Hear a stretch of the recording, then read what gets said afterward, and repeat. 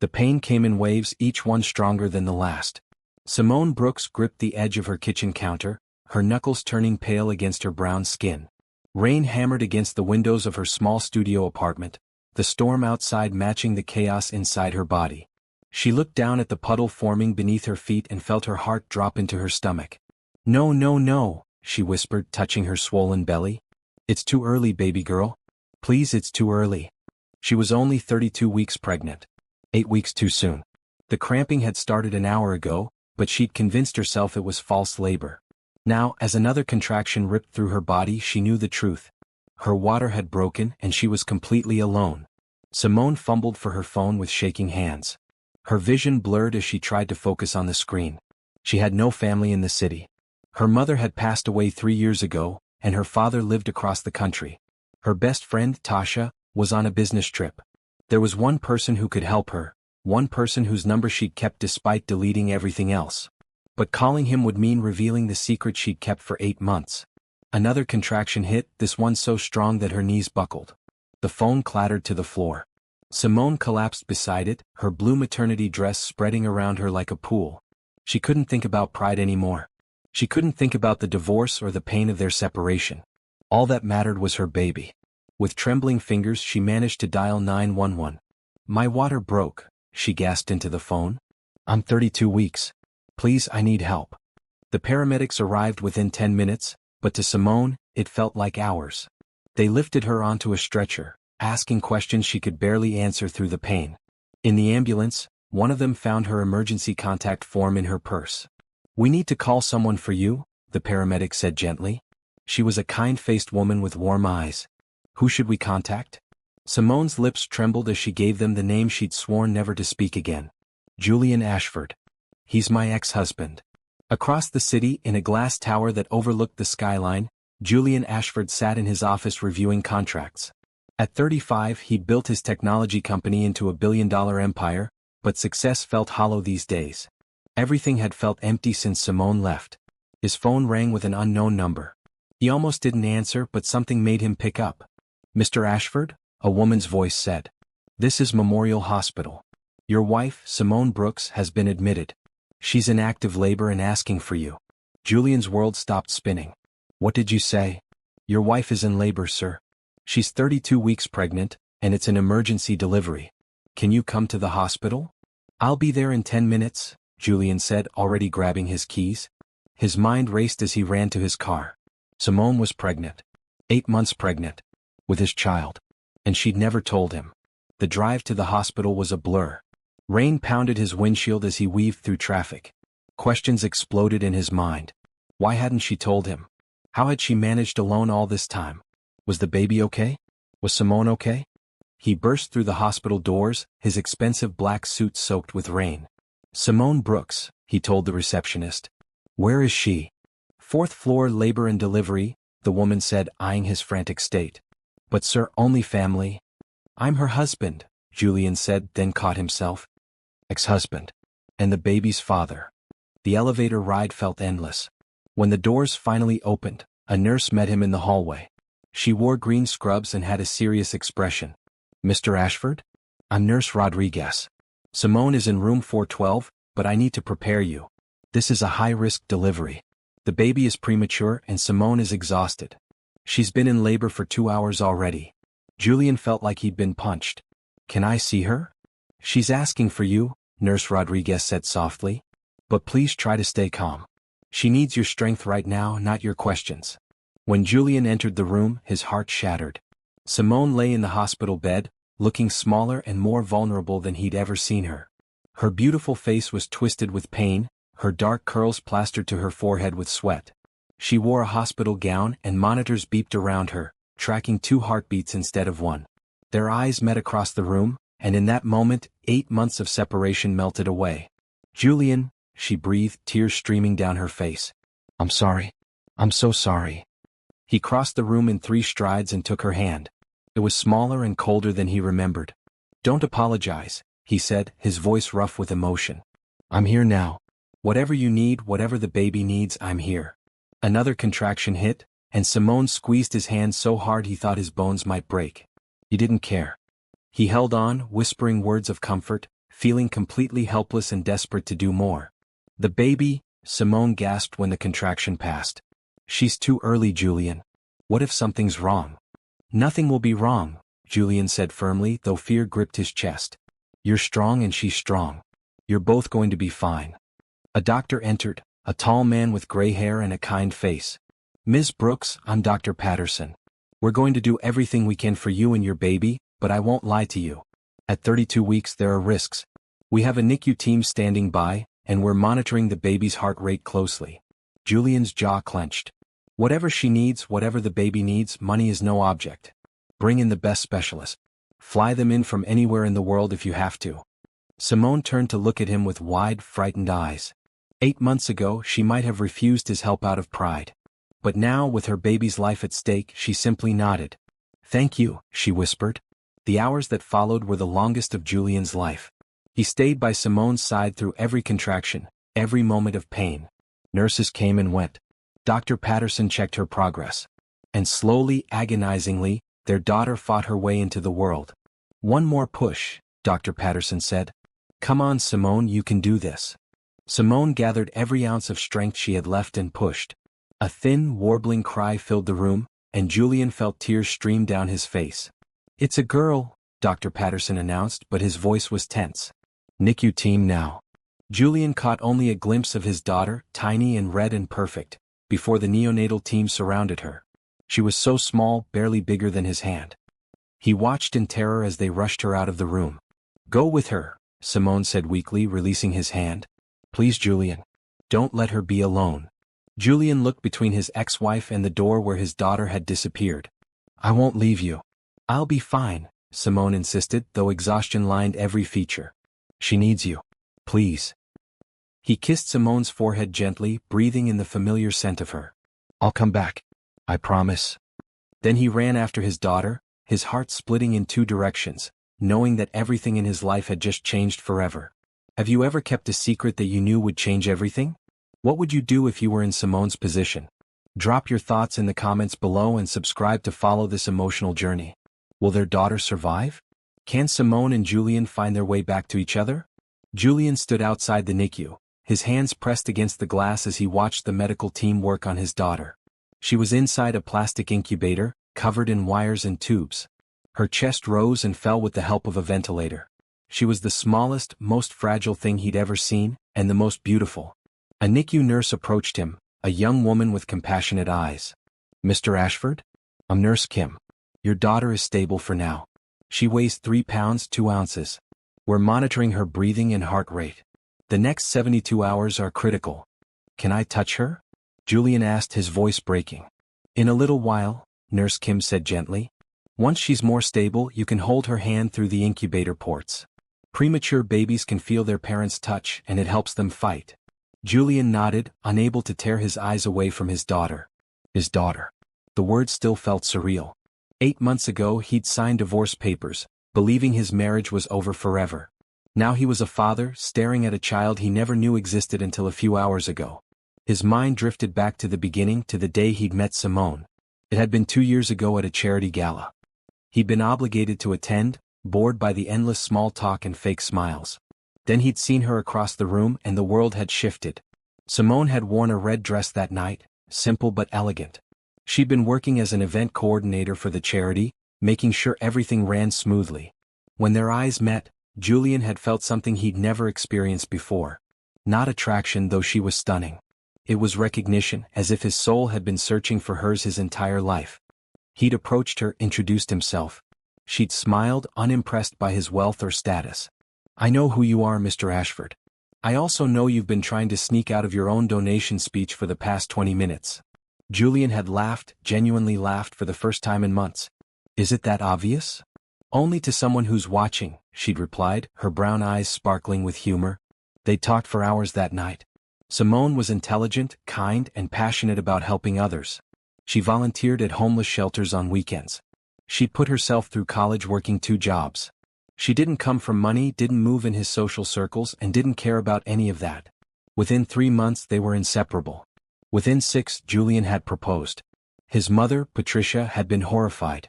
She'd wanted him to marry someone from their world, someone who understood society's expectations. But Julian had been in love, truly in love, for the first time in his life. The wedding had been small and perfect. Simone had worn a simple white dress, flowers in her hair. They'd exchanged vows in a garden, promising forever. And for a while, forever had seemed possible. But reality had crept in slowly. Julian's business had demanded more and more of his time. His mother had made snide comments at family dinners, suggesting Simone was after the Ashford fortune. The pressure had mounted, and Julian, ashamed as he was to admit it now, had let it affect him. He'd started working later hours, missing dinners, canceling plans. Simone had tried to understand, but he'd seen the hurt in her eyes each time he chose business over her. The final straw had come 8 months ago when his mother had orchestrated a dinner with the daughter of one of her friends, essentially parading another woman in front of Simone. Julian had been furious with his mother, but the damage was done. That night, Simone had asked him a simple question. "Do you even want to be married to me anymore?" He'd been too tired, too stressed, too caught up in proving himself to his mother and his board of directors. Instead of answering with his heart, he'd answered with silence. That silence had been louder than any words. The next day Simone had moved out. 2 weeks later, divorce papers arrived. Julian had signed them in a daze, telling himself it was for the best. She deserved someone who could give her the attention she deserved. Someone whose family would accept her. Someone better than him. But he'd been lying to himself. The past 8 months had been a special kind of torture.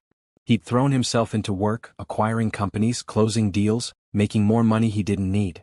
None of it filled the empty space Simone had left behind. And now this. She'd been pregnant the entire time.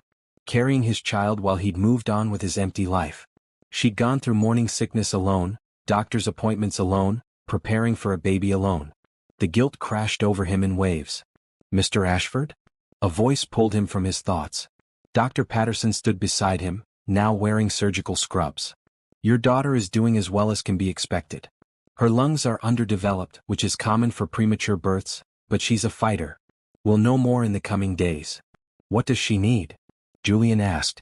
"Whatever it is, whatever the cost." "The hospital has excellent facilities," Dr. Patterson said. "But if you want to bring in additional specialists, I can recommend several. There's a neonatologist at Johns Hopkins who's one of the best in the country. And a pediatric respiratory specialist in Boston.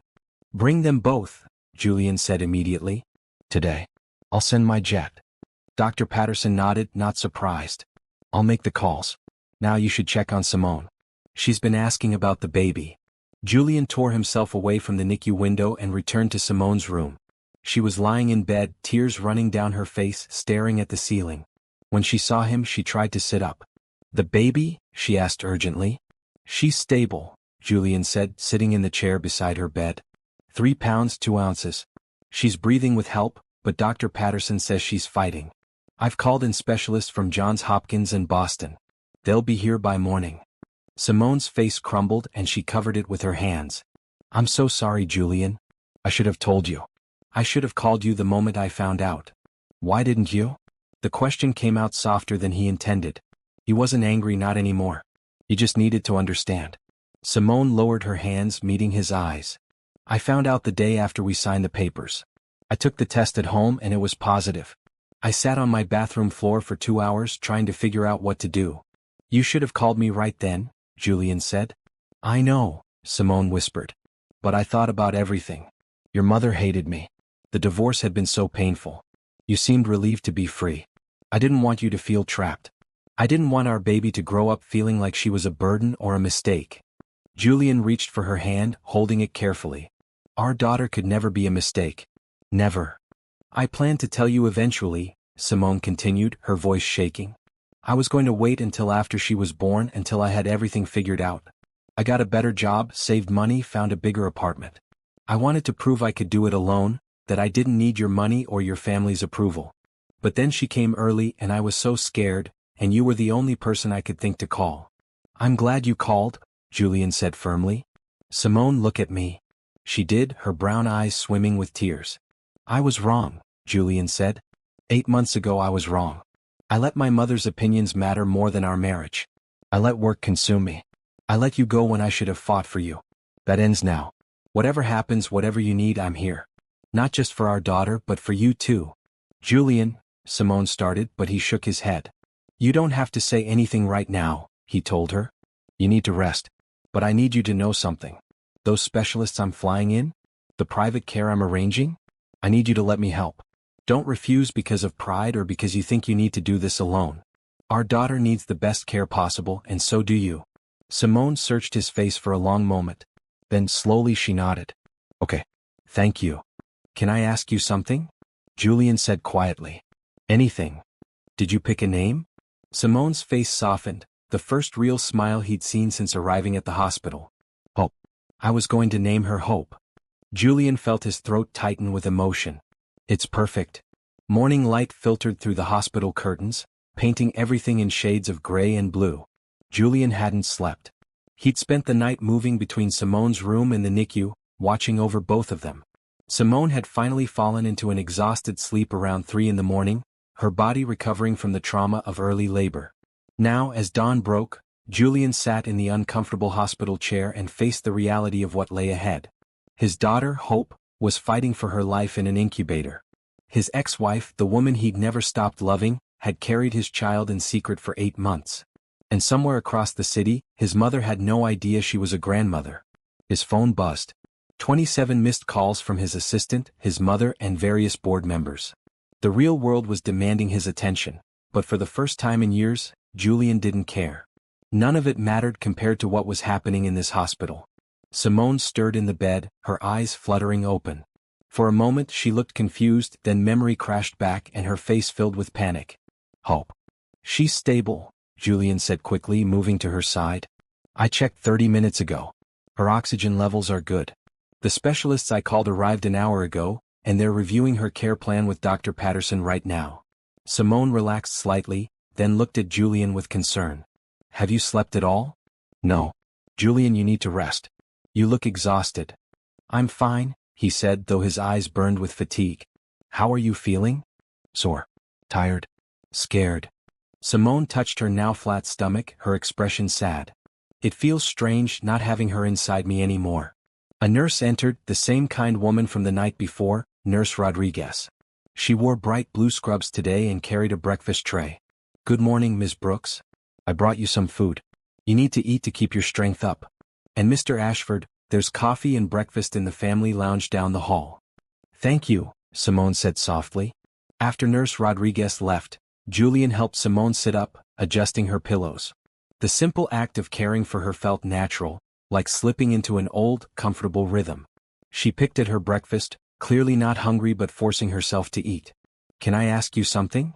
Julian said after a few minutes of silence. Yes, Simone replied, setting down her fork. What was it like? Being pregnant, I mean. What did I miss? Simone's eyes filled with tears, but she answered. The first trimester was hard. I had morning sickness for 12 weeks. I couldn't keep anything down except crackers and ginger tea. I'd be at work trying to coordinate events, and I'd have to run to the bathroom every hour. Julian winced, imagining her suffering alone. I'm sorry I wasn't there. The second trimester was better, Simone continued. That's when I really started showing. I felt her move for the first time at 18 weeks. It was like butterflies' tiny little flutters. I was at the grocery store when it happened, and I just stood in the middle of the aisle, crying and laughing at the same time. I wish I could have felt that, Julian said quietly. I went to all the doctor's appointments alone, Simone said, her voice steady but sad. Every ultrasound, every checkup. The technicians would ask if the father was coming and I'd make up excuses. Work trip, business meeting, out of town. After a while they stopped asking. Julian felt like his heart was being squeezed in a vice. Simone. I decorated the nursery in my apartment, she went on, needing to tell him everything. It's small, just a corner of my bedroom, but I painted it yellow because I wanted it to be bright and cheerful. I bought a crib secondhand and painted it white. I made curtains from fabric I found at a discount store. I wanted everything to be perfect for her, even though I didn't have much money. You should have called me, Julian said, his voice rough. Money, support, help with the nursery. You should have let me be part of this. I know that now, Simone admitted. But at the time I was hurt and angry and stubborn. I kept telling myself I was protecting you, but really I was protecting myself. I didn't want to face the possibility that you might not want her. That you might see her as a mistake or an obligation. Never, Julian said fiercely. Simone, look at me. Hope is not a mistake. You carrying my child, that's the most amazing thing that's ever happened to me. I know I have no right to ask this, but please don't shut me out again. Let me be her father. Let me help you." Before Simone could respond, there was a knock on the door. Dr. Patterson entered, followed by two other doctors. One was a woman in her 50s with sharp, intelligent eyes. The other was a younger man with an air of quiet confidence. "Ms. Brooks, Mr. Ashford," Dr. Patterson said. "These are the specialists Mr. Ashford brought in. Dr. Jennifer Walsh from Johns Hopkins, she's our neonatologist. And Dr. Robert Chin from Boston Children's Hospital, our respiratory specialist." "Wait, I need to use a different name than Chin as that's on the ban list." "Ms. Brooks, Mr. Ashford," Dr. Patterson said. "These are the specialists Mr. Ashford brought in. Dr. Jennifer Walsh from Johns Hopkins, she's our neonatologist. And Dr. Michael Torres from Boston Children's Hospital, our respiratory specialist." Dr. Walsh stepped forward with a warm smile. She wore green scrubs and had kind eyes behind her glasses. "Ms. Brooks, Mr. Ashford, I've examined Hope and I want to be honest with you. She's a fighter, but the next few days are critical. Her lungs need time to develop, and she's at risk for several complications common in premature births." "What kind of complications?" Simone asked, her hand gripping the bedsheet. Dr. Torres spoke up, his voice gentle but professional. "Respiratory distress syndrome, which we're already treating. Possible infections as her immune system is underdeveloped. She may have difficulty maintaining her body temperature and trouble feeding. But the good news is, babies born at 32 weeks have a very high survival rate, especially with the level of care we can provide." "What does she need?" Julian asked, standing. "Whatever it is, whatever the cost, I'll pay for it. Private nurses, special equipment, experimental treatments. Anything." Dr. Walsh nodded approvingly. "We're going to try a new surfactant therapy for her lungs. It's expensive and not covered by standard insurance, but it's shown remarkable results in cases like Hope's. We'll also need round-the-clock monitoring and possibly some equipment the hospital doesn't typically stock." "Order everything," Julian said without hesitation. "Set up whatever she needs. I'll have my assistant handle the financial arrangements. Just focus on saving my daughter." Simone watched this exchange with wide eyes. 8 months ago, she convinced herself that Julian's wealth was part of the problem, that it created distance between them. But now, seeing him use every resource he had to help their daughter, she understood. Money wasn't the problem. How they'd used it or failed to use it to support each other that had been the issue. "Thank you," she said to all three doctors. "Thank you for helping our baby." After the doctors left, promising to update them every few hours, Simone turned to Julian. "I can't pay you back for any of this. The specialists, the equipment, the treatment. It's going to cost hundreds of thousands of dollars, maybe more." "I don't want you to pay me back," Julian said, sitting on the edge of her bed. "Hope is my daughter. Taking care of her is my responsibility and my privilege. And Simone, taking care of you is too. You're Hope's mother. You just went through a traumatic delivery.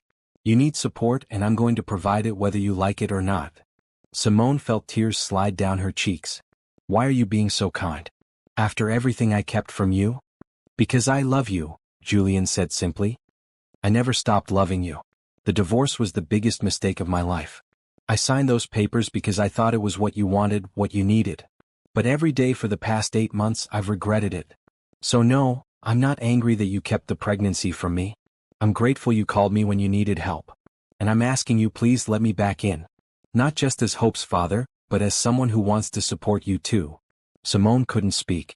The emotions were too overwhelming, the exhaustion too deep. Instead, she reached for Julian's hand and held it tight, and he understood. It wasn't forgiveness yet, wasn't a promise of reconciliation. But it was a start, a tiny crack in the wall she'd built between them. A different nurse poked her head in, this one young with a bright smile. "Miss Brooks, the lactation consultant, is here to talk about pumping breast milk for Hope. It's important for premature babies, helps with their immune system. And Mr. Ashford, you're welcome to visit the NICU anytime. Would you like me to take you both down?" "I can't walk yet," Simone said, looking frustrated. "We'll get you a wheelchair," the nurse said cheerfully. "You need to see your baby." 20 minutes later, Julian pushed Simone's wheelchair into the NICU. The room was warm and dimly lit, filled with the soft beeping of monitors. Several incubators lined the walls, each containing a tiny baby fighting their own battle. But Julian only had eyes for one. Hope lay in her plastic bubble, still covered in wires and tubes, but somehow she looked stronger than she had the night before. Her tiny chest rose and fell steadily. Her miniature fingers were curled into fists. She had a shock of dark hair, just like Simone, and even through the equipment Julian could see she had his nose. Simone's breath caught. This was the first time she was seeing her daughter since the traumatic delivery. "She's so small," she whispered. "She's perfect," Julian corrected. Nurse Kim appeared, smiling at them. "You can touch her through the ports," she explained, showing them the circular openings in the incubator. "Talk to her too. She knows your voices." With shaking hands, Simone reached through the port and gently touched Hope's tiny hand. The baby's fingers reflexively wrapped around her mother's finger, and Simone burst into tears. "Hi, baby girl," she whispered. "Mommy's here. I'm so sorry you had to come out early, but you're doing so well. You're so strong. Just keep fighting, okay? Your daddy and I are right here and we're not going anywhere." Julian reached through the other port, touching Hope's other hand. His large finger looked enormous compared to her tiny one, but she gripped it with surprising strength. "Hey Hope, I'm your daddy. I just met you, but I already love you more than anything in this world. You keep fighting and I promise I'll give you the best life possible. You and your mommy both." They stood like that for a long time, both crying, both touching their daughter, both terrified and amazed and overwhelmed. Nurses moved around them, checking monitors and adjusting equipment, but Julian and Simone existed in their own bubble, as fragile and precious as the one protecting their baby. "We're going to get through this," Julian said quietly. "All three of us." And for the first time since the chaos began, Simone believed him. The hospital became their world. Day blended into night, marked only by the shift changes of nurses and the routine checking of Hope's monitors. Simone remained hospitalized for recovery while Hope fought in the NICU. Julian refused to leave either of them, sleeping in a chair when he slept at all, surviving on terrible hospital coffee and whatever food his assistant brought. On the third day, Simone was finally cleared to move to a recovery room, one closer to the NICU. Julian had arranged for her to have a private suite, the kind usually reserved for celebrities or diplomats. It had a real bed, a couch, a private bathroom, and a small sitting area. "This is too much," Simone protested when nurses wheeled her in. "It's what you need," Julian countered, helping her settle into the bed. "You're Hope's mother. You need proper rest so you can heal and be strong for her." Simone wanted to argue, but exhaustion won. The past 3 days had been a roller coaster of emotions. Hope had good hours and bad hours. Her oxygen levels would stabilize, then drop. She'd gained a tiny bit of weight, then lost it. The doctors remained cautiously optimistic, but Simone could see the concern in their eyes. That afternoon, Dr. Walsh came by with an update. She pulled up a chair and spoke to both of them like equals, not just worried parents but partners in Hope's care. "Hope is responding well to the surfactant therapy," Dr. Walsh explained, showing them charts on her tablet. "Her lung function is improving, slowly but steadily. However, she's developed a minor infection, which is common in premature babies. We've started antibiotics and we're monitoring her closely." "Is it serious?" Julian asked, his hand finding Simone's automatically. "It could be if left untreated, but we caught it early. The next 48 hours will tell us a lot. I want you both to be prepared for setbacks. Premature babies don't progress in a straight line. There will be good days and bad days." After Dr. Walsh left, Simone stared at the ceiling, feeling helpless. "I should have been more careful. I should have rested more, stressed less. This is my fault." "Stop," Julian said firmly, sitting on the edge of her bed. "This is not your fault. Sometimes babies come early. It happens. You did everything you could." "I worked too much," Simone continued, guilt eating at her. "I was on my feet for hours at events. I should have taken it easier, but I needed the money, and I was trying to prove I could do everything alone." "Simone, look at me." Julian waited until she met his eyes. "You are the strongest person I know. You handled a pregnancy alone, worked to support yourself and Hope, prepared everything for her arrival. You're incredible. This early delivery is not your fault. Do you understand me?" Simone's eyes filled with tears. "I'm so scared, Julian. What if she doesn't make it? What if I lose her?" "You won't," Julian said, but his voice shook slightly. "She's a fighter just like her mother. And we're going to be here for every moment, giving her every advantage, every chance. That's all we can do." They sat in silence for a while, holding hands, drawing strength from each other. Finally, Simone spoke again, her voice small. "Tell me about your life these past 8 months. What have you been doing?" Julian sighed, running his free hand through his hair. "Working. That's all I've done. I acquired 3 companies, closed a dozen major deals, increased profits by 40%. And none of it mattered. I'd come home to my empty penthouse every night and wonder what I was doing it all for. Did you date anyone? Simone asked, not sure she wanted to know the answer. No, Julian said immediately. My mother tried to set me up a few times, but I wasn't interested. I couldn't stop thinking about you. I drive past places we used to go together. I kept your favorite coffee in my apartment even though I don't drink it. I couldn't let you go even though I thought I'd lost you forever. I missed you too, Simone admitted. There were so many times I almost called. When I felt hope move for the first time, when I picked out her crib, when I was scared and alone at 3 in the morning. But I'd convinced myself you were better off without me. That's the stupidest thing I've ever heard, Julian said, but his tone was gentle. Simone, you're the best thing that ever happened to me. The only good thing, really. Everything else is just noise. Your mother doesn't think so, Simone said quietly. Julian's jaw tightened. My mother is going to have to accept that you're Hope's mother and that I never should have let her opinions affect our marriage. In fact, I need to call her. She doesn't even know about Hope yet. Oh God, Simone said, anxiety flooding her. Patricia is going to lose her mind. Let her, Julian said firmly. This is my life, my daughter, my family. She'll accept it or she won't be part of it. It's that simple. But it wasn't simple and they both knew it. Patricia Ashford was a force of nature, used to getting her way, used to controlling every aspect of her son's life. The coming confrontation was inevitable. That evening, Julian helped Simone into a wheelchair and took her to the NICU. It was their 4th visit of the day, but neither of them could stay away for long. Hope was their gravity pulling them back again and again. Nurse Kim greeted them with good news. Hope's infection markers are already going down. The antibiotics are working. And look, she's awake. Indeed, Hope's tiny eyes were open, dark and unfocused but undeniably aware.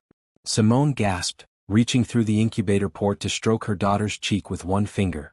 Hi, baby girl. Mommy's here. You're doing so good, so strong. Keep fighting, okay? Julian reached in too, touching Hope's miniature hand. She wrapped her fingers around his, and he felt his throat close with emotion. We're both here, Hope. Your mommy and daddy. We love you so much. They stayed like that for an hour, talking to Hope, telling her about the world she'd soon explore. Simone described the apartment she'd prepared, the yellow nursery, the mobile she'd hung above the crib. Julian talked about the park near his penthouse, the ducks in the pond, the swings Hope would love when she was older. I want her to have a normal childhood, Simone said softly. Not spoiled, not sheltered. I want her to know the value of kindness and hard work. She will, Julian promised. We'll make sure of it. Together. Simone looked at him, really looked at him for the first time since the delivery. He looked exhausted, his expensive suit rumpled, dark circles under his eyes. But there was something else too. His purpose. The frantic energy that had always driven him seemed quieter now, redirected. You've changed, she said. Having a daughter tends to do that, Julian replied with a small smile. Nothing else seems important anymore. Not work, not money, not proving myself. Just her. And you. Julian. Simone started, but he shook his head. You don't have to say anything. I'm not asking for promises or second chances right now. I just need you to know that I'm here. For Hope, yes, but for you too. Whatever you need, I'll provide it. Medical care, a place to live, support with the baby. Anything. I can't live with you, Simone said, but her voice was uncertain. I'm not asking you to. Not yet.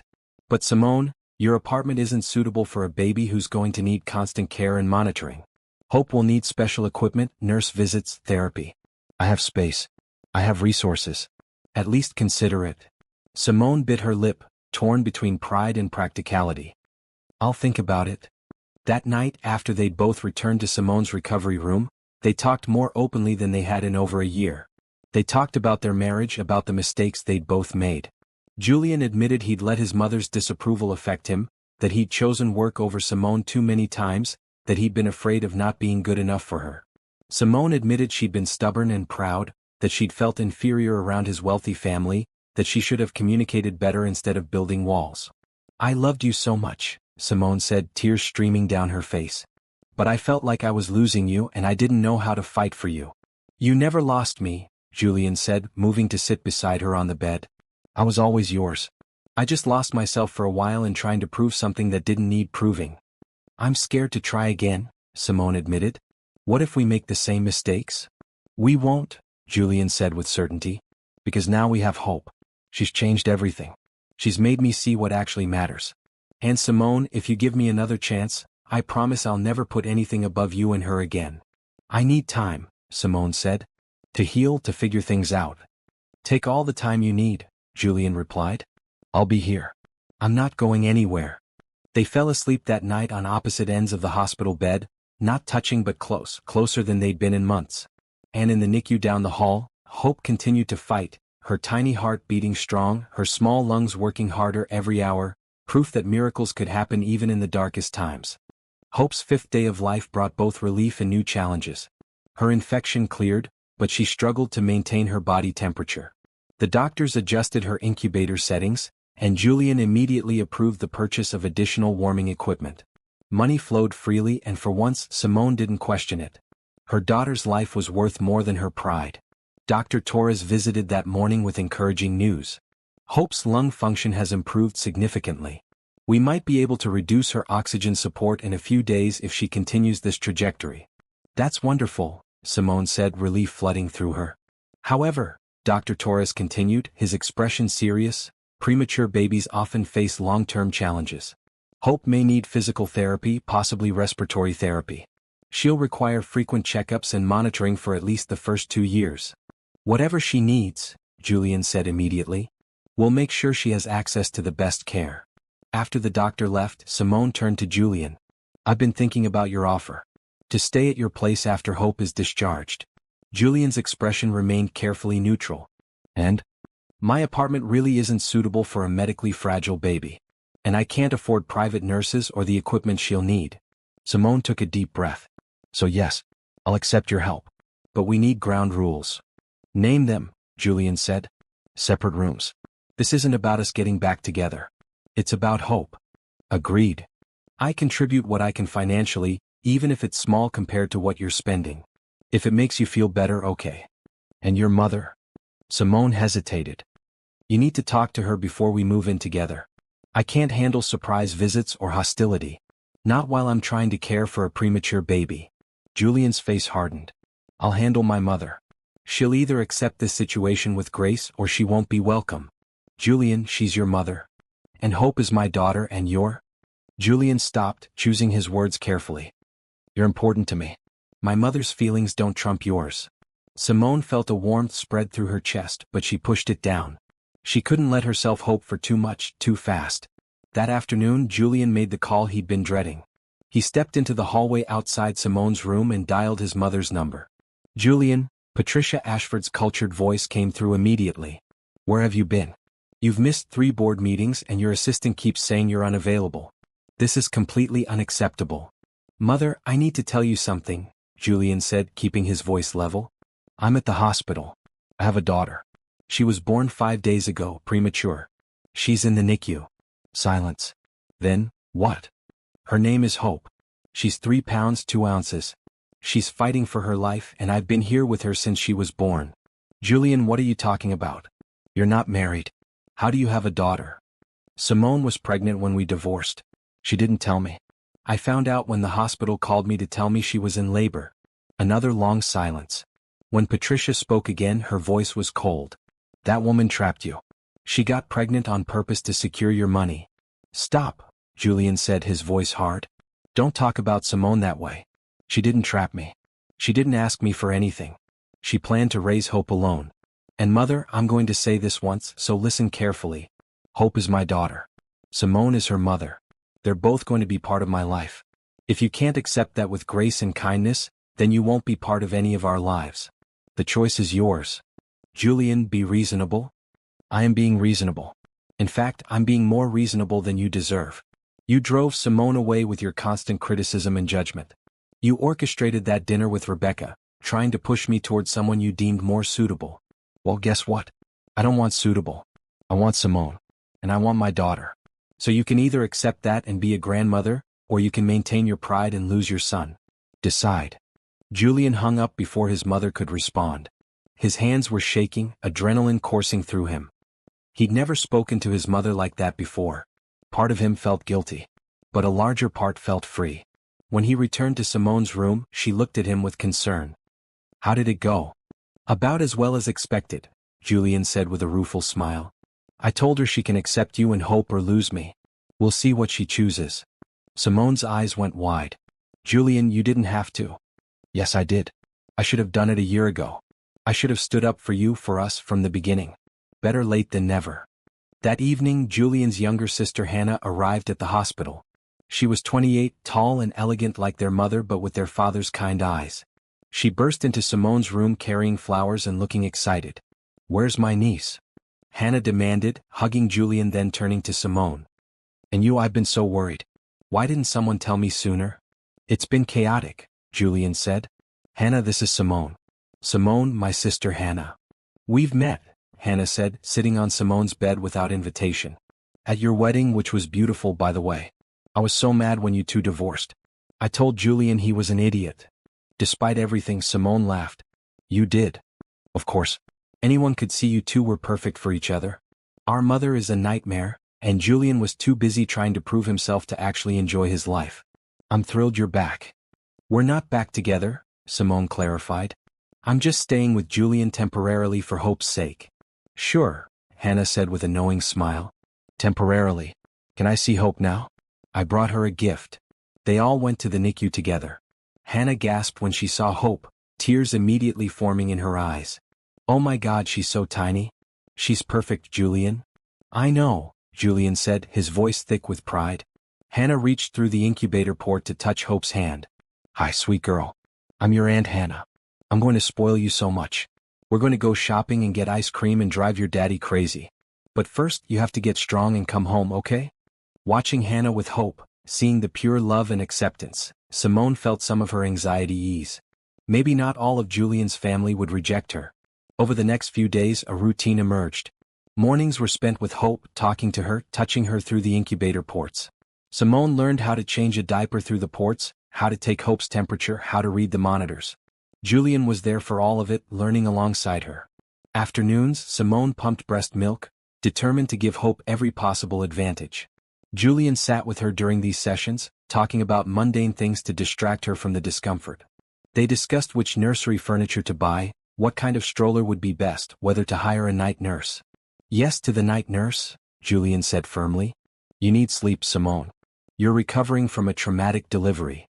"I can't let someone else care for my baby while I sleep," Simone protested. "It's not about letting someone else care for her. It's about having support so you can be your best for Hope. There's no shame in accepting help." Evenings, they ate dinner together in Simone's room, usually food Julian's assistant brought from actual restaurants since hospital food was terrible. They talked about everything, their childhoods, their dreams, their fears. They were rebuilding their foundation, learning to communicate in ways they'd failed at before. On Hope's 8th day, she reached a milestone. Her breathing had improved enough to reduce her oxygen support. Dr. Walsh was cautiously optimistic. "If she continues progressing like this, we might be able to move her out of intensive care in another week," Dr. Walsh said. Simone cried with relief. Julian held her as she sobbed, letting out all the fear and stress she'd been holding in. "She's going to make it," Simone whispered. "She's really going to make it." "I told you," Julian said softly. "She's a fighter." That night, as they sat beside Hope's incubator, Simone's hand found Julian's. They didn't talk about what it meant, this growing closeness between them. They didn't discuss the future or the past. They just sat together, watching their daughter sleep, grateful for every breath she took.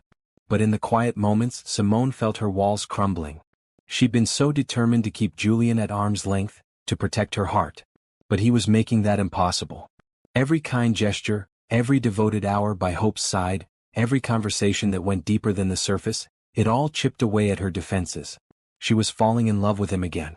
Or maybe she'd never stopped. Either way, it terrified her. Are you rooting for Simone and Julian? Do you think they deserve a second chance? Share your thoughts in the comments and make sure you're subscribed so you don't miss what happens next. The journey is just beginning. The confrontation Simone had been dreading came on Hope's 10th day of life.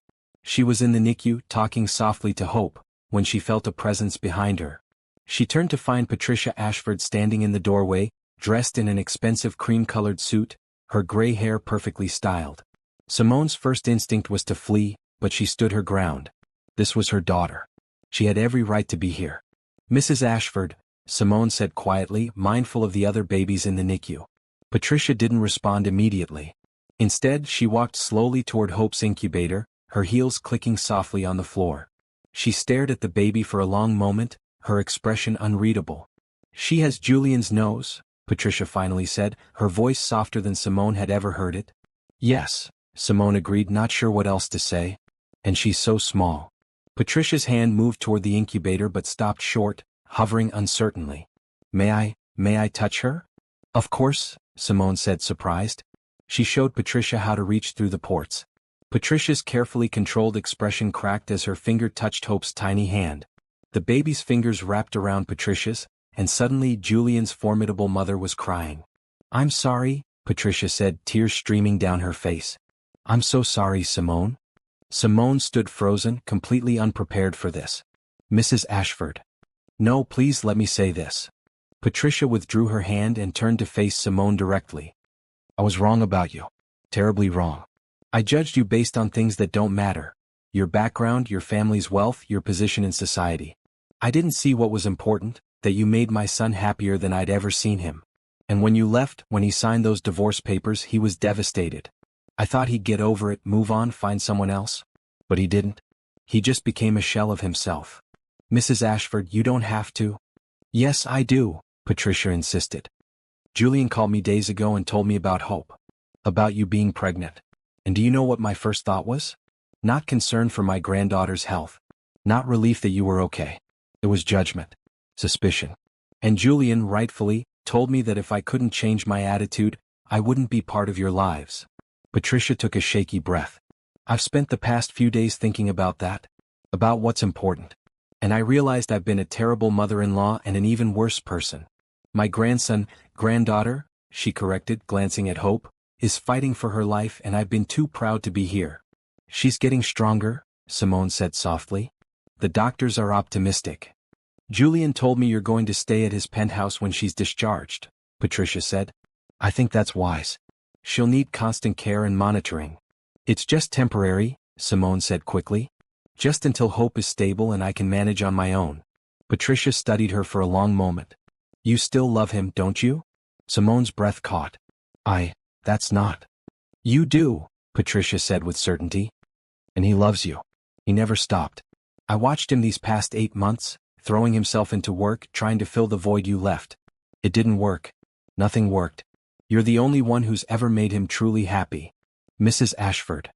Call me Patricia, please. And Simone, I'm not here to pressure you or manipulate you. I just want you to know that if you and Julian decide to try again, you'll have my full support this time. No more snide comments. No more inappropriate dinner setups. No more trying to control his life. I promise you that." Simone didn't know what to say. She'd expected hostility, judgment, maybe even a custody threat. She hadn't expected an apology or acceptance.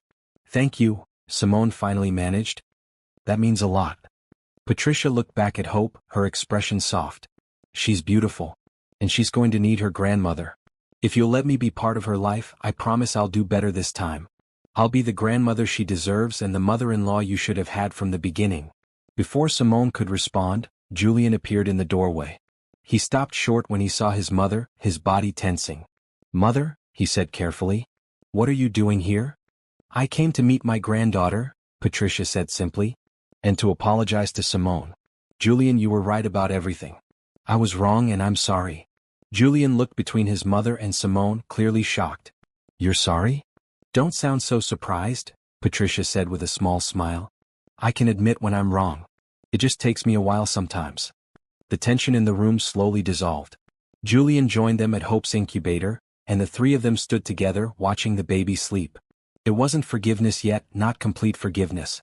But it was a beginning. Over the next few days, Patricia became a regular visitor. She'd arrive each afternoon with fresh flowers for Simone's room and updates about preparations at Julian's penthouse. She'd hired a decorator to create a proper nursery, she informed them. She'd also arranged for interviews with potential nurses. "I hope that's okay," Patricia said, looking uncertain. "Julian said you wanted help and I thought." "It's more than okay," Simone said, genuinely grateful. "Thank you, Patricia." Julian's father, Thomas Ashford, came to visit on Hope's 12th day. He was a quieter presence than his wife, tall and distinguished with kind eyes. Unlike Patricia, Thomas had always been warm to Simone during their marriage. "There's my granddaughter," Thomas said softly, peering into the incubator. "She's a beauty just like her mother." "Thank you for coming, Mr. Ashford," Simone said. "It's Thomas, please. We're family, Simone. We always were, even when you and Julian were apart." Thomas pulled Julian aside later, and though Simone tried not to eavesdrop, she caught parts of the conversation. "Don't mess this up again, son," Thomas said firmly. "That woman loves you and you have a daughter together. Fix whatever broke the first time and don't let them go." "I'm trying, Dad," Julian replied. "But Simone needs time." "Then give her time. But not too much. Life's too short to waste on pride." Hannah continued to visit daily, usually bringing coffee for Simone and ridiculous stories to make everyone laugh. She designated herself as Hope's favorite aunt and had already bought enough baby clothes to fill 3 closets. "She can't wear all of these," Simone protested, looking at the mountain of tiny outfits. "She can wear a different outfit every hour if I have anything to say about it," Hannah declared. "Besides, premature babies grow fast once they start thriving. She'll need new clothes every few weeks." Simone found herself laughing more than she had in months. The Ashford family, for all their wealth and complication, was trying. Patricia's apology seemed genuine. Thomas was a steady, kind presence. And Hannah had become a true friend. On Hope's 14th day, she was moved out of intensive care to a regular NICU room. It was a huge milestone, a sign that she was truly getting stronger. Simone cried with relief and Julian held her, whispering encouragements. "See? I told you she was a fighter." "I was so scared," Simone admitted. "I'm still scared. What if something goes wrong once we take her home? What if I can't take care of her properly?" "You won't be alone," Julian promised. "We'll have nurses and I'll be there and my family will help. You're not doing this by yourself anymore, Simone. You don't have to." That evening, as they sat together in Simone's recovery room, Julian brought up something he'd been thinking about. "I want to set up a trust fund for Hope. For her education, her future, whatever she needs." "Julian, that's too much," Simone started, but he held up a hand. "It's not too much. Smart. This way, no matter what happens between you and me, Hope will always be taken care of. She'll have access to the best schools, the best opportunities. And Simone, I want to do the same for you." "No," Simone said immediately. "I don't need your money. It's not about need. It's about security. You're Hope's mother. You're going to dedicate the next 18 years to raising her. I want to make sure you're financially secure, that you never have to worry about money or work 3 jobs to make ends meet." "I can support myself," Simone said, her pride flaring. "I know you can. You're one of the most capable people I've ever met. But why should you have to struggle when I have more than enough for all of us? Simone, please let me do this. Not as an ex-husband trying to control you, but as Hope's father who wants to ensure both of you are taken care of." Simone wrestled with her instincts. Every part of her wanted to refuse, to prove she didn't need his money. But she thought about Hope, about the long-term care she'd need, about wanting to be present for her daughter instead of working constantly. "Okay," she said finally. "But I want to contribute what I can. I want to work to have my own income. I don't want to be completely dependent on you." "Of course," Julian agreed. "Whatever makes you comfortable." They talked late into the night about practical things. Insurance, medical arrangements, household staff, schedules. But underneath the logistics, something deeper was brewing. They were planning a life together even if they weren't ready to name it yet. Simone found herself watching Julian more and more, noticing things she'd forgotten or never fully appreciated. The way he was patient with the nurses, thanking each one by name. How he read articles about premature baby care in his spare time. The gentleness in his hands when he touched Hope. The way his eyes softened every time he looked at Simone. She was falling for him again, and she wasn't sure she could stop it even if she wanted to. Hope was 3 weeks old when the doctors finally said the words Simone had been desperate to hear. "She can go home soon." Dr. Walsh delivered the news with a wide smile. "Hope has gained weight consistently, her breathing is stable and all her tests look good. We'll need to keep her for a few more days for observation, but I'm confident we can discharge her by the end of the week." Simone burst into tears. Julian wrapped his arms around her as she sobbed with relief. 3 weeks of fear, of watching monitors, of waiting for setbacks. Finally their daughter could come home. "There will be requirements," Dr. Walsh continued. "She'll need special formula designed for premature babies. You'll need to monitor her breathing and temperature. Regular checkups with both a pediatrician and a pediatric pulmonologist. And I recommend having a nurse for at least the first few months, especially at night. Whatever she needs, Julian said immediately. We'll make it work. The next few days were a flurry of preparation. Julian's penthouse was transformed. The decorator had created a nursery that was bright and cheerful, painted in soft yellow with white furniture. Medical equipment was installed, monitors that would track Hope's breathing and heart rate. A nurse named Angela was hired, a warm woman in her 50s with 30 years of experience with premature babies. She'll stay in the guest room, Julian explained, showing Simone through his penthouse on a video call. She'll handle the overnight feeding so you can rest. During the day you can take care of Hope however you want. Simone's room was ready too. Julian had set her up in the master suite while he took a smaller bedroom down the hall. You need the space and the attached bathroom, he'd insisted when she protested. Simone's small apartment had been packed up by a service Julian hired. Her few belongings, the nursery she'd carefully created, all moved to storage. It felt strange letting go of that independence, but she couldn't deny the relief. Julian's penthouse had space, resources, everything Hope needed. On discharge day, Simone dressed carefully in a comfortable green dress that Patricia had bought her. She'd lost most of her pregnancy weight already, stress and anxiety burning through calories faster than she could consume them. Julian arrived at the hospital early, looking handsome in jeans and a blue sweater. It was the most casual Simone had seen him in years. "Ready to bring our daughter home?" he asked, and the word "our" sent warmth through Simone's chest. "So ready," she breathed. The nurses had been wonderful throughout Hope's stay, but none more than Nurse Kim. She'd been there from the beginning, guiding Simone and Julian through the terrifying early days. Now she helped them dress Hope for the first time in real baby clothes, not just the tiny hospital gown. Hannah had bought the outfit, a soft pink onesie with white stripes and a matching hat. Hope looked impossibly tiny in it, but so much stronger than she'd been 3 weeks ago. She was up to 4 pounds 8 ounces, a dramatic improvement. "Remember to keep her away from sick people," Nurse Kim instructed as she went through the discharge checklist. "Her immune system is still developing. Lots of hand washing. And don't be afraid to call the pediatrician with questions. There are no stupid questions when it comes to premature babies." Dr. Walsh came by to say goodbye. "You two have been wonderful parents. Hope is lucky to have you. Take care of each other as well as you take care of her, okay?" Julian had arranged for a special car seat designed for premature babies, one that supported her properly. Getting Hope secured felt like defusing a bomb, both of them terrified they'd do it wrong. But finally she was strapped in safely, her tiny face peaceful in sleep. The drive to Julian's penthouse was the slowest of his life. He drove like he was transporting precious, fragile cargo because he was. Every bump in the road made Simone gasp, checking that Hope was okay. "She's fine," Julian kept reassuring her. "We're almost home." Home. The word settled over Simone strangely. This wasn't her home, not really. But as they pulled into the underground parking of Julian's building and rode the private elevator up to the penthouse, it felt more welcoming than she'd expected. Patricia was waiting in the penthouse, having let herself in to make sure everything was perfect. The moment she saw Hope, her face transformed with joy. "May I hold her?" Patricia asked, and the fact that she asked rather than demanded spoke to how much she was trying. "Of course," Simone said, carefully transferring Hope into Patricia's arms.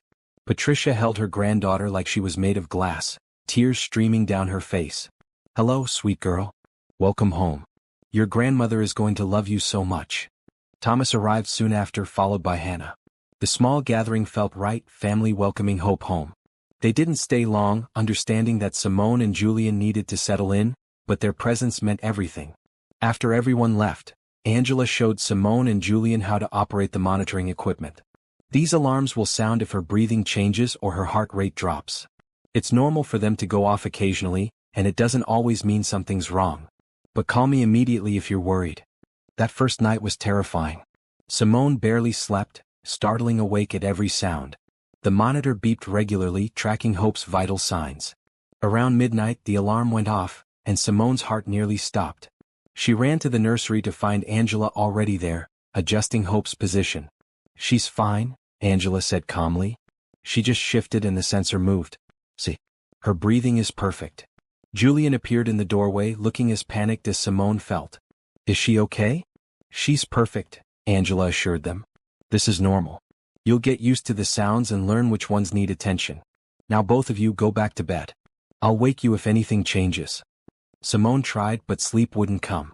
Finally, she gave up and wandered to the kitchen for water. Julian was already there, sitting at the counter in sweatpants and a t-shirt, looking exhausted. Couldn't sleep either? He asked. Too worried, Simone admitted, sitting beside him. Me too. I keep thinking about everything that could go wrong. Angela said that's normal. Doesn't make it easier. They sat in comfortable silence for a while. Finally, Julian spoke.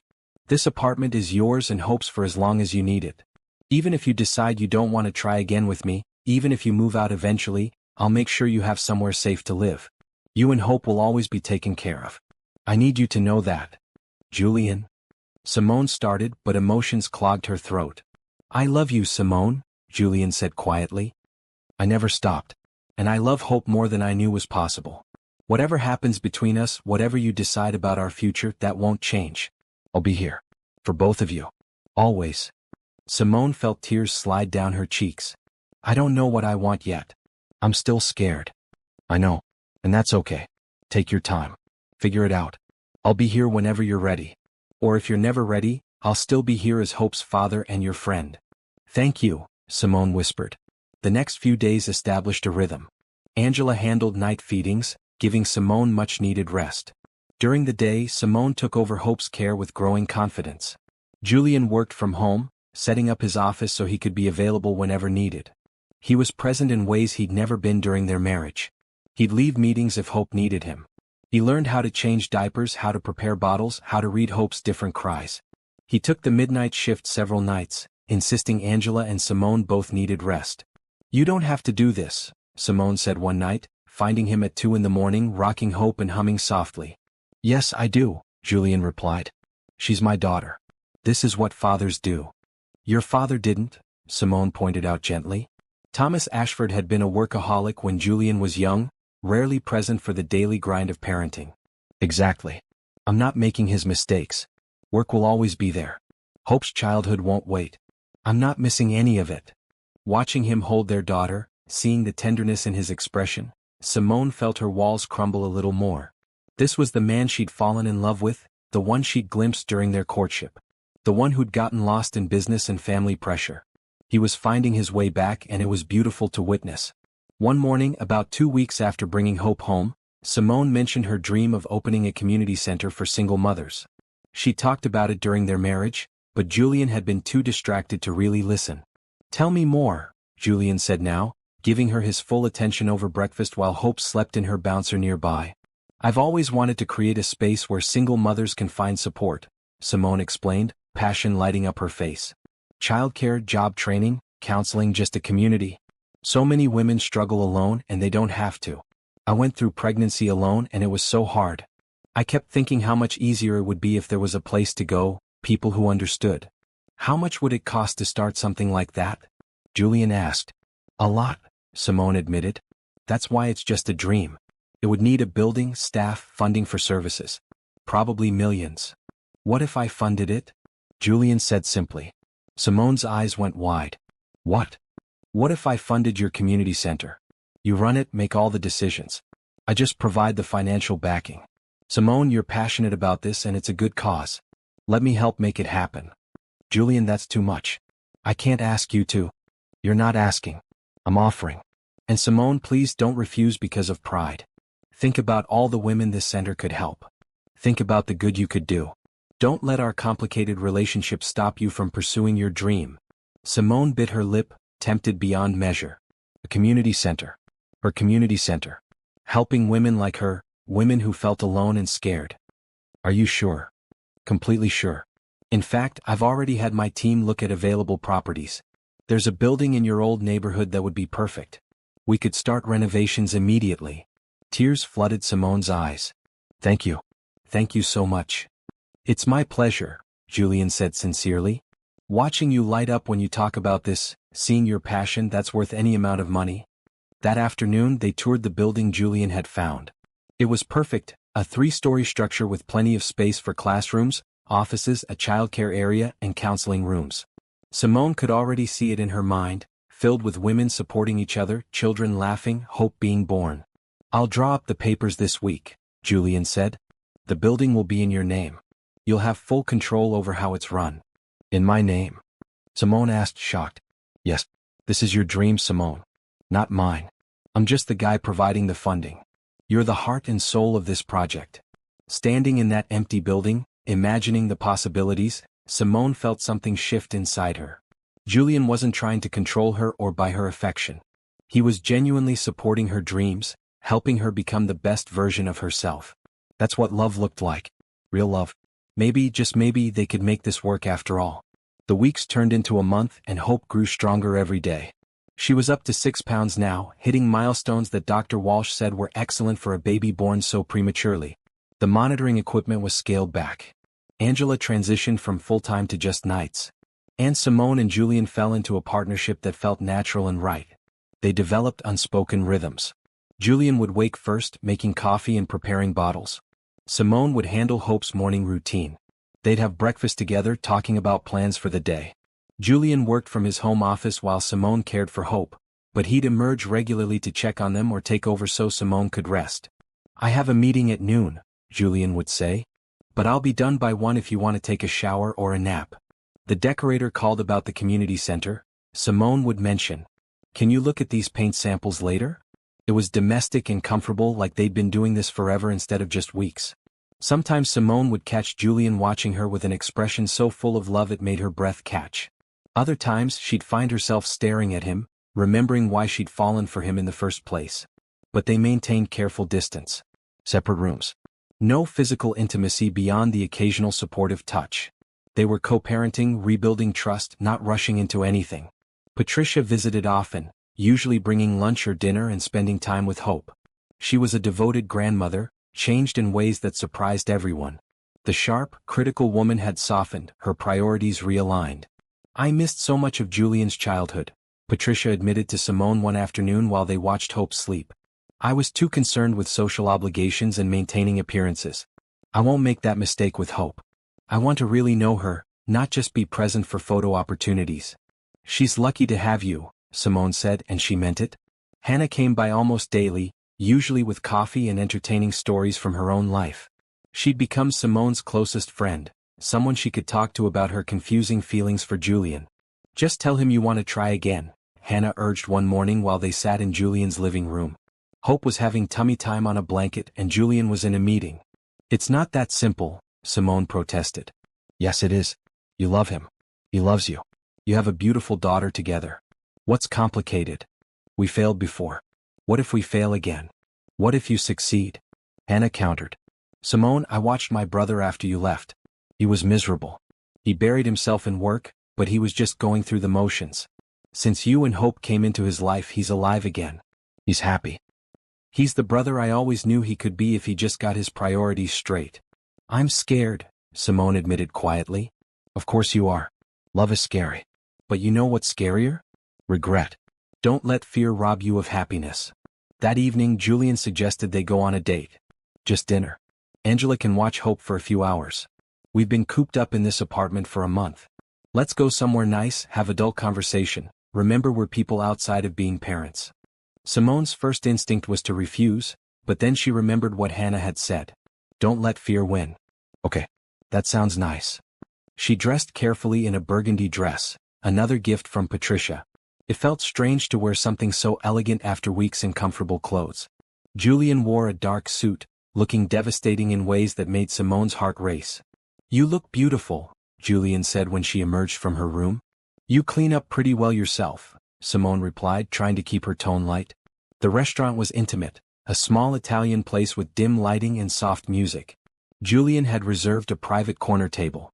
They ordered wine, actual wine that Simone could drink now that she was done pumping breast milk, and suddenly the evening felt very much like a date. Tell me something I don't know about you, Julian said after their food arrived. What do you mean? You know everything about me. I don't think I do. We rushed into marriage pretty fast. Tell me something we never got around to discussing. Simone thought for a moment. I wanted to be a teacher when I was little. I used to line up my stuffed animals and give them lessons. Why didn't you? Julian asked, genuinely curious. Money. Teaching degree was expensive and I needed to work. I ended up in event planning by accident and I was good at it, so I stayed. But sometimes I still think about it. That's part of why the community center is so important to me. It's my way of teaching and helping. You'd be a wonderful teacher, Julian said softly. Hope's lucky to have you as a mother. Tell me something I don't know about you, Simone said, turning the question around. Julian looked uncomfortable. I was lonely growing up. My parents were always busy and I didn't have many friends. The ones I had were more interested in my family's money than in me. Until I met you, I don't think anyone ever really saw me as just Julian. I was always an Ashford first. I see you, Simone said, reaching across the table to take his hand. I always have. I know. That's why losing you destroyed me. They talked for hours, covering topics they'd never explored properly before. Childhood memories, dreams, regrets, hopes. They talked about the divorce, really talked about it, acknowledging their mistakes without anger or blame. I should have stood up to my mother, Julian said. From day one, I should have made it clear that you were my priority. I should have communicated better, Simone replied. Instead of withdrawing when I felt hurt, I should have told you what I needed. We were both learning, Julian said. First marriage is real love. We didn't have a manual. We're doing better now, Simone observed. We are. We're talking, really talking. We're supporting each other. We're being partners. Julian paused, his thumb brushing over Simone's knuckles. I don't want to pressure you, but I need you to know something. I want to try again. Not just for Hope, but for us. I think we could be happy together if we do it right this time. Simone's heart raced. Julian? You don't have to answer now, Julian said quickly. I just needed to say it. Take your time. Figure out what you want. I'll wait. On the drive home, Simone's mind spun. Part of her wanted to say yes immediately, to leap back into their relationship. But a wiser part urged caution. They had Hope to think about now. If they tried and failed again, it wouldn't just hurt them. It would affect their daughter. When they arrived home, Angela reported that Hope had been perfect. She took her bottle, had a clean diaper change and went right to sleep. She barely knew you were gone. Thank you, Angela, Simone said, checking on Hope anyway. The baby slept peacefully, her tiny chest rising and falling steadily. Julian appeared in the doorway, watching Simone with their daughter. She's perfect, isn't she? Completely perfect, Simone agreed. Thank you for tonight, Julian said. I had a really good time. Me too. They stood there in the dim nursery, the only sound Hope's soft breathing and the quiet hum of the monitor. The moment felt weighted with possibility, with all the things they weren't saying. Good night, Simone, Julian said finally, turning to leave. Julian, wait. He turned back, hope flickering in his eyes. I want to try again too, Simone said, the words tumbling out before she could second-guess them.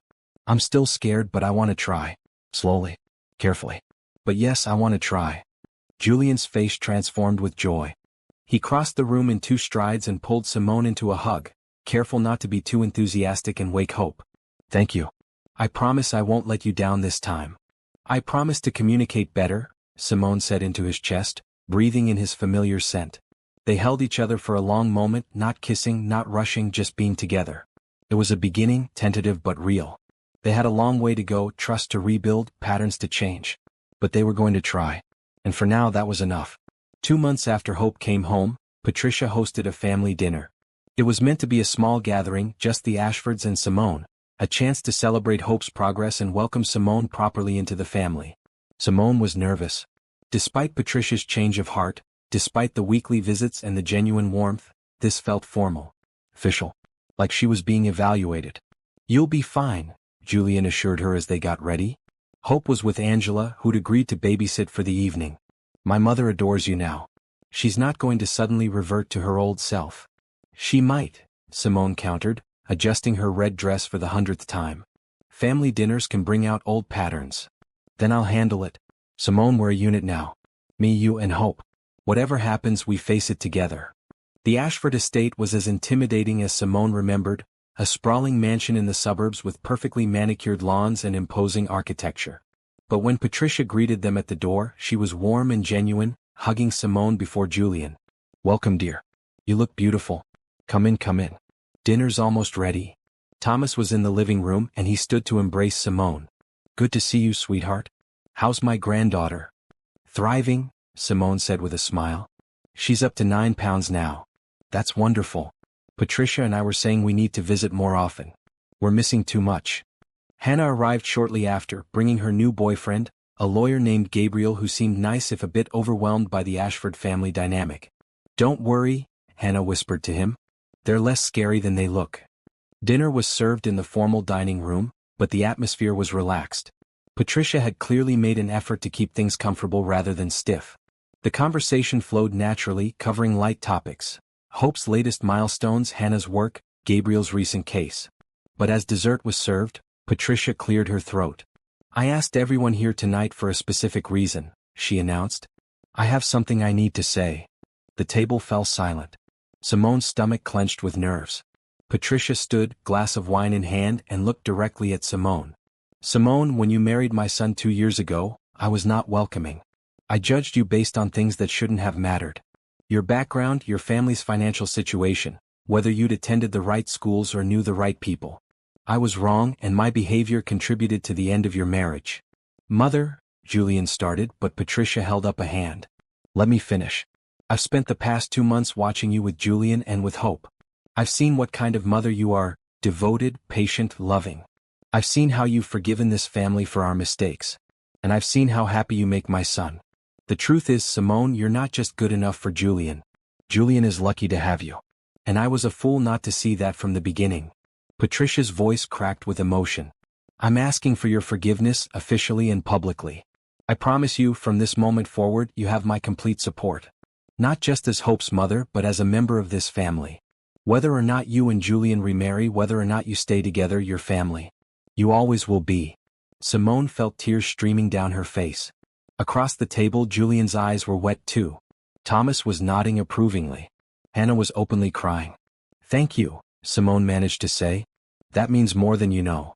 "And there's something else," Patricia continued, sitting back down. "I've set up a trust fund for Hope. $2 million to be used for her education and whatever else she needs. Additionally, I'm personally donating $1 million to Simone's community center." "What?" Simone gasped. "Patricia, that's too much." "It's not enough," Patricia corrected.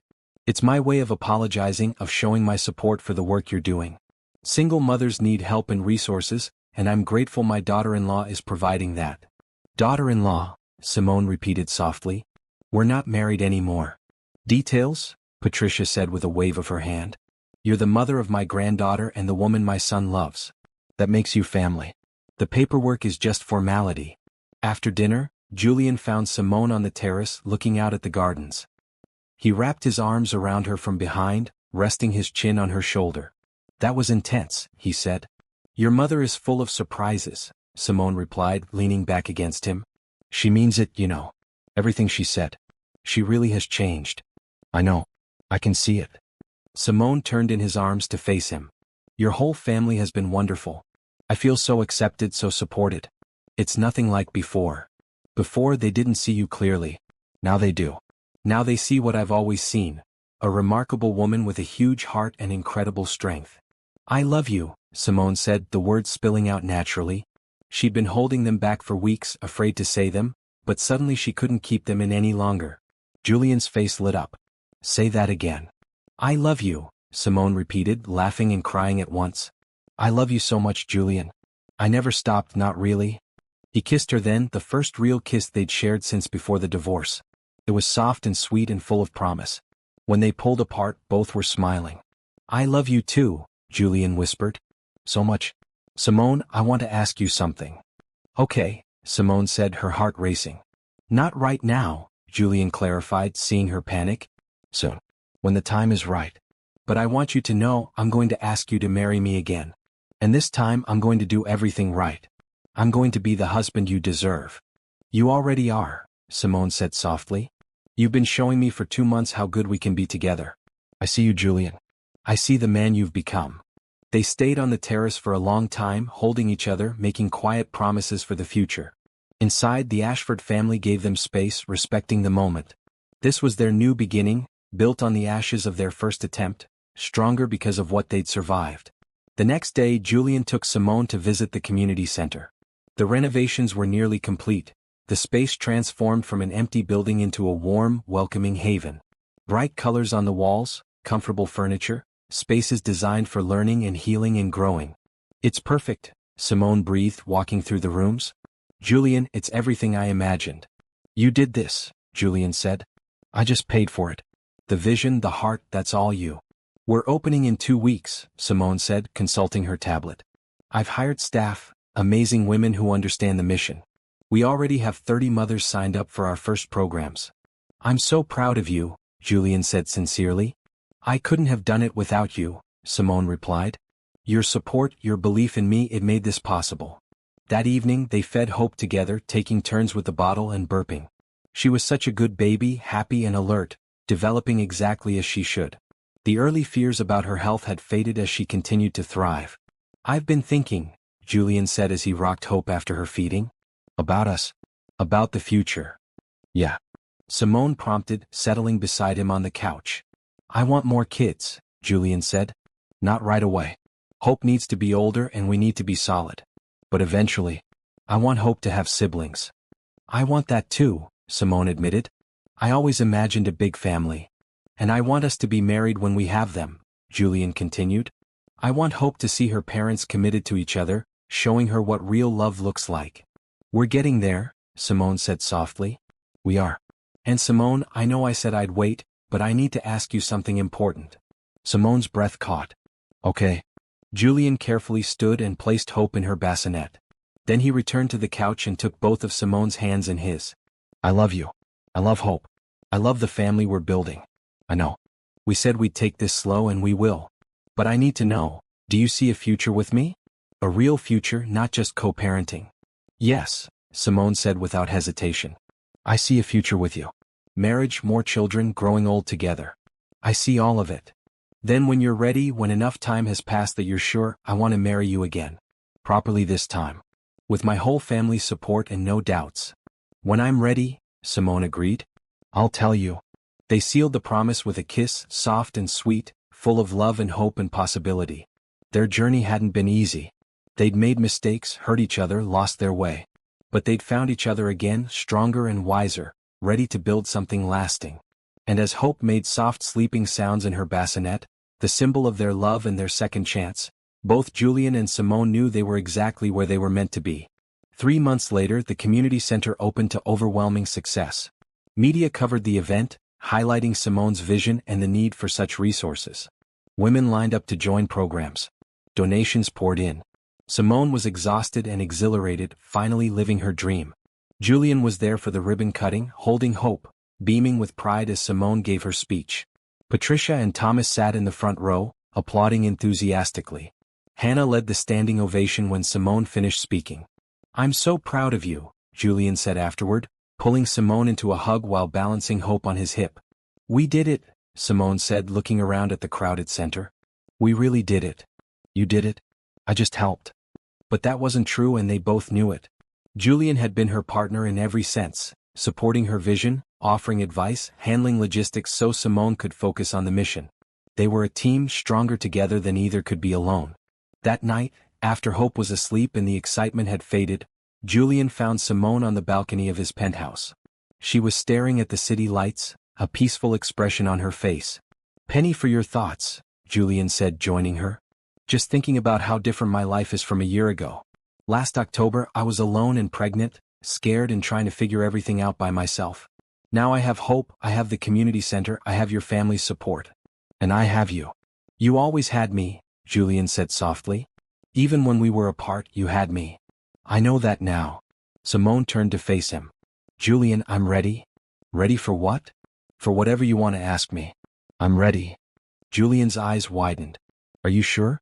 We can wait longer if you need. I don't need to wait, Simone interrupted. I know what I want. I want you. I want us. I want the life we're building. I'm ready to make it official. Julian laughed, a sound of pure joy. I don't have a ring. I've been carrying one in my pocket for weeks, but I left it in my room because I didn't want to pressure you. Go get it, Simone said, grinning. Julian practically ran inside, returning moments later with a small velvet box. He opened it to reveal a stunning ring, a diamond surrounded by smaller stones, elegant and beautiful. It's perfect, Simone breathed. Simone Brooks, Julian said, taking her hand. I love you more than I can express. You're an incredible mother, an amazing woman, and my best friend. Will you marry me? Again. And this time I promise to do it right. I promise to always put you and Hope first, to communicate, to be the husband you deserve. Yes, Simone said, tears streaming down her face. Yes, I'll marry you. Again and forever. Julian slipped the ring onto her finger, and they kissed under the stars, sealing their promise. When they finally pulled apart, both were laughing and crying. Should we wake Hope and tell her? Simone joked. She's 3 months old. I don't think she'll understand the significance. True. But your mother will. Should we call her? Absolutely not. Let's keep this moment to ourselves for one night. Tomorrow we'll share the news. Tonight it's just us. They spent the evening planning their future. A small wedding this time, just family and close friends. A honeymoon maybe to Italy once Hope was old enough. More children in a few years.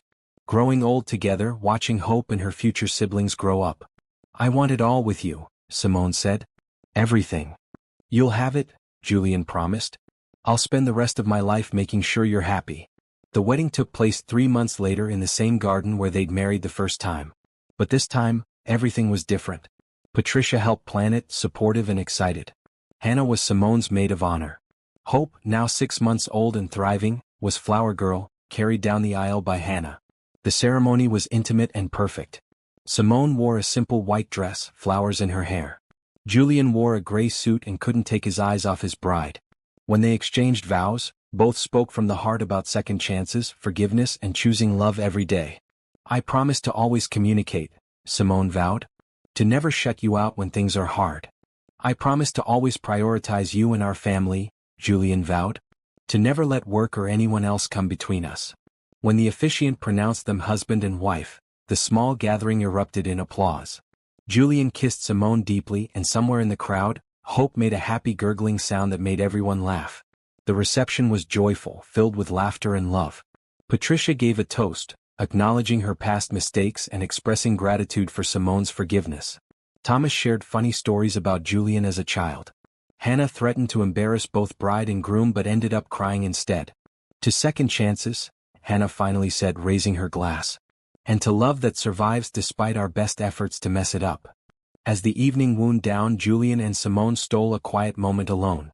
Hope was asleep in Patricia's arms, surrounded by doting grandparents and an aunt who spoiled her constantly. We did it, Simone said, leaning against Julian. We really made it work this time. We did. And we'll keep making it work, every single day. I love you so much, Simone whispered. I love you too. You Hope, the family we're building. It's everything I never knew I needed. 1 year later, they celebrated Hope's first birthday with a party at the community center. The space had become a second home to dozens of families, offering support and resources and hope.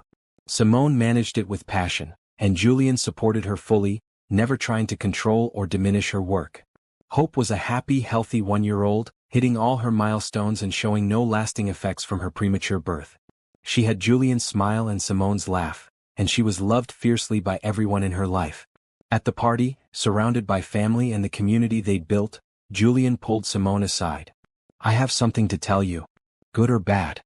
Simone asked. Very good. We're pregnant. Again. Simone's eyes went wide. What? How do you? I haven't even told you yet. How did you know? I saw the test in the bathroom trash this morning. Were you planning to surprise me? Tonight, Simone admitted, laughing. But you ruined it. Sorry, Julian said, not looking sorry at all. But Simone, another baby. Hope's going to be a big sister. I know. I'm terrified and thrilled and overwhelmed. We've got this, Julian assured her. We're a team. We can handle anything. And as Hope toddled toward them, arms outstretched and face covered in birthday cake, Simone believed him. They'd survived the worst, overcome their mistakes, and built something beautiful from the ruins of their first attempt. This time it would last. This time it was forever. 2 years later, Hope had a baby brother named Gabriel, after Hannah's now husband. The family was complete, happy, thriving. Simone's community center had expanded to 3 locations across the city. Julian had scaled back his work to spend more time with family, finding that the moments with his wife and children were worth more than any business deal. On a quiet Sunday morning, the Ashford family gathered at the penthouse for breakfast. Hope, now 3, chattered constantly about everything and nothing. Gabriel, 6 months old, gurgled happily in his high chair. Simone and Julian moved around the kitchen and practiced synchronicity, preparing food and managing chaos with ease. Patricia and Thomas were there, as they often were these days. Hannah and her husband Gabriel visited too, announcing they were expecting their first child. "This family is growing fast," Thomas observed with satisfaction. "And getting better every day," Patricia added, watching her grandchildren with undisguised joy. After everyone left and the children were down for naps, Julian found Simone on the balcony again, the same spot where he'd proposed for the second time. "Happy?" he asked, wrapping his arms around her. "Incredibly happy," Simone said, leaning back against him. "I have everything I ever wanted. You are kids, meaningful work, family. It's perfect." "We earned it," Julian said. "We fought for this. We didn't give up when it would have been easier to walk away." "Best decision I ever made," Simone said, turning to kiss him. "Loving you. Trying again. Believing in us." "Best decision I ever made too," Julian agreed. "And I'll keep making that decision, every single day for the rest of our lives." As the sun set over the city, painting the sky in shades of orange and pink, Simone and Julian stood together, stronger for their struggles, grateful for their second chance. Their story hadn't been easy, but it had been worth it. Every tear, every fear, every moment of doubt had led them here, to this life filled with love and hope and endless possibility. And as Hope's laughter echoed from inside, mixing with Gabriel's happy sounds, both Simone and Julian knew they'd found what mattered most: family, forgiveness, and a love that would last forever.